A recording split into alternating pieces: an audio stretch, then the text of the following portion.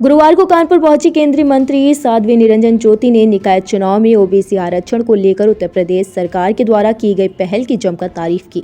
कहा कि कांग्रेस सरकार के वक्त ओबीसी आयोग का गठन नहीं हो सका, भाजपा ने ओबीसी आयोग बनाया। वह कानपुर बुंदेलखंड क्षेत्रीय कार्यालय में एक प्रेस वार्ता में बोल रही थी। उन्होंने कहा कि दलितों पिछड़ों के अधिकारों की सुरक्षा भाजपा ही कर सकती है। विपक्षियों पर कटाक्ष करते कहा कि सपा और बसपा वोट लेने तक है सीमित है, सपा सिर्फ वही तक और बसपा अपने तक ही सीमित है। लोग आरोप लगाते हैं कि भाजपा में दबे कुचले और मुस्लिमों का विरोध होता है, लेकिन भाजपा ने ही अब्दुल कलाम और रामनाथ कोविंद को राष्ट्रपति बनाकर सर्व समाज को बढ़ाया। साध्वी निरंजन ज्योति ने खुद पर बोलते हुए कहा कि खेत में फड़वा चलने वाले गरीब बाप की बेटी आज बोलने का साहस दिखा रही है। राहुल गांधी की भारत जोड़ो यात्रा को उन्होंने कांग्रेस जोड़ो यात्रा बताया। कहा कि भारत को कैसे जोड़ा जाता है, कैसे गांव गरीब तक राशन पहुंचाया जाता है, ये मोदी जी से कांग्रेस सीखे। कांग्रेस ने सरकार रहते गरीबों को मकान नहीं दिया, उस वक्त जोड़ने का काम करना चाहिए था। लोक भारती डिजिटल से संवाददाता विनय कुमार की खास। उस पर आपने कल प्रदेश अध्यक्ष जी और माननीय मुख्यमंत्री जी ने साफ शब्दों में कहा कि हम तैयार हैं और भारतीय जनता पार्टी सबके अधिकारों की सुरक्षा भी करती है, चाहे ओबीसी हो, चाहे दलित समाज से हो। सबके अधिकारों की सुरक्षा भारतीय जनता पार्टी ही कर सकती है। अन्य पार्टियां ओबीसी के नाम से वोट तो ले सकती हैं, लेकिन वो सफाई तक सीमित रहते हैं।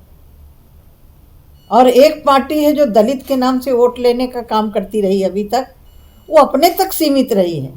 यदि सही मायने में सारे समाज का अधिकार किसी ने दिया है तो भारतीय जनता पार्टी ने दिया है, चाहे नीचे से लेकर के देखें, चाहे सर्वोच्च पद पर देखें। यदि मैं कहूँ कि हमारे जनपद के गौरव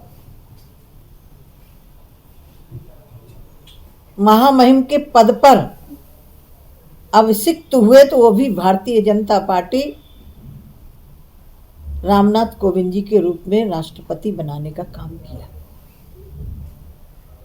लोग हमारे ऊपर आरोप लगाते हैं कि भारतीय जनता पार्टी फलाने की विरोधी है, मुसलमानों की विरोधी है, दबे कुचलों की विरोधी है। भारतीय जनता पार्टी यदि विरोधी होती, स्वर्गीय अटल बिहारी वाजपेयी जी के कार्यकाल में डॉक्टर अब्दुल कलाम जैसे व्यक्ति को सर्वोच्च पद पर पहुंचाया था।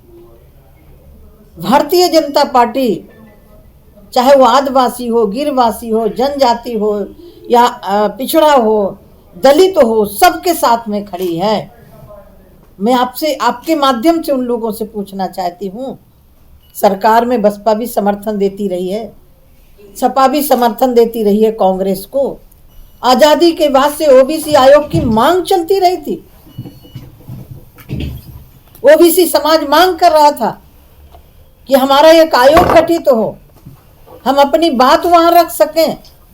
आज जो ओबीसी की बात करते हैं, समर्थन दिए थे, इनके बिना समर्थन के कांग्रेस की सरकार नहीं चल सकती थी, तो क्या केंद्र में ओबीसी आयोग गठित नहीं करवा सकते थे? नहीं करवा पाए। ये साहस यदि किसी ने दिखाया तो देश के यशस्वी प्रधानमंत्री आदरणीय नरेंद्र भाई मोदी जी के नेतृत्व में चलने वाली भारतीय जनता पार्टी ने करके दिखाया है। और आज भी भारतीय जनता पार्टी उन दबे कुचलों के साथ में है। इस निकाय चुनाव में उनका अधिकार सुरक्षित करेगी तो भारतीय जनता पार्टी ही करेगी, और कोई दल नहीं कर सकता है। निकाय चुनाव का कार्यकाल खत्म हो चुका है। कहीं ना कहीं से सुप्रीम कोर्ट ने सन 2010 में ये निर्णय दिया है।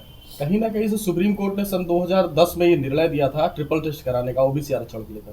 तो कहीं ना कहीं से सरकार से ये चूक तो हुई है, इसके बारे में क्या कहना चाहिए? नहीं, सरकार के चूक मैं नहीं कह सकती इसको, क्योंकि सरकार, माननीय मुख्यमंत्री जी का पहले भी आपने बयान देखा होगा, कल भी देखा होगा, उन्होंने कहा जिसका जो अधिकार है उसके साथ हम चुनाव करवाने के लिए तैयार हैं। ओबीसी का अधिकार नहीं छीना जाएगा, दलित समाज का अधिकार भी नहीं छीना जाएगा, और सामान्य समाज का भी अधिकार नहीं छीना जाएगा। जिसका जो अधिकार है उसको अधिकार मिलेगा उसके आधार पर। और एक प्रक्रिया है, चलता है, चक्र चलता है। कभी वही सीट सामान्य होती है, कभी ओबीसी जाती है, कभी अनुसूचित जाती है। एक सामान्य प्रक्रिया है।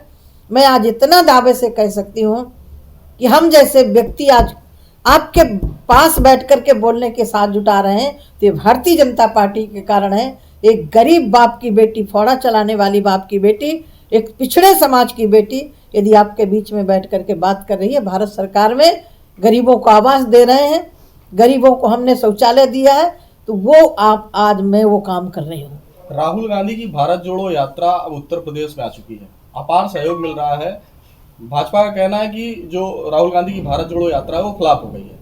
ऐसे में अपार भीड़ के बारे में क्या कहेंगे? देखिए, एक होती है भीड़ और एक होती है भीड़ जुटाना, ठीक है ना। इस यात्रा को मैं ये कह सकती हूँ कि वो यात्रा सिर्फ कांग्रेस जोड़ो यात्रा है, देश जोड़ो यात्रा नहीं है।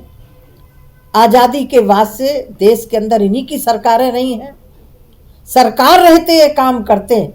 जोड़ने का मतलब होता है उस गरीब को, झुग्गी झोपड़ी में बैठे हुए व्यक्ति को आवास देने का काम करते, तब हम मानते कि तुम जोड़ने का काम कर रहे हो। जोड़ने का काम तब करते जब गरीब के घर में शौचालय होता। मुझे पीड़ा है, लोग कहते हैं प्रधानमंत्री जी ने क्या किया है, मुझे पीड़ा है, मैं अनुभव अपना बोल रही हूँ कि जब घर में शौचालय नहीं होता तो कितनी पीड़ा होती है महिलाओं को। मैं उस रास्ते से गुजरी हूँ, मैं एक कच्ची झोपड़ी से गुजर के आई हूँ। भारत को कैसे जोड़ा जाता है ये मोदी जी ने काम किया है। एक झुग्गी झोपड़ी में बैठा, आदिवासी क्षेत्र में बैठा हुआ व्यक्ति, पहाड़ में बैठा हुआ व्यक्ति, उस तक राशन कैसे पहुंचाया जाए, ये होता है भारत जोड़ो का मतलब। राहुल गांधी कांग्रेस जोड़ो, जो कांग्रेस के लोग भाग रहे हैं अब उनको जोड़ रहे हैं तो ठीक बात है। कानपुर से समाजवादी पार्टी के विधायक हैं इरफान सोलंकी, उनको महाराजगंज की जेल में रखा गया है। उनका कहना है कि पुलिस उन्हें प्रताड़ित कर रही है, उनकी तबीयत बिगड़ रही है और सरकार के कहने भारत को कैसे जोड़ा जाता है ये मोदी जी ने काम किया है। एक झुग्गी झोपड़ी में बैठा, आदिवासी क्षेत्र में बैठा हुआ व्यक्ति, पहाड़ में बैठा हुआ व्यक्ति, उस तक राशन कैसे पहुंचाया जाए, ये होता है भारत जोड़ो का मतलब। राहुल गांधी कांग्रेस जोड़ो, जो कांग्रेस के लोग भाग रहे हैं अब उनको जोड़ रहे हैं तो ठीक बात है।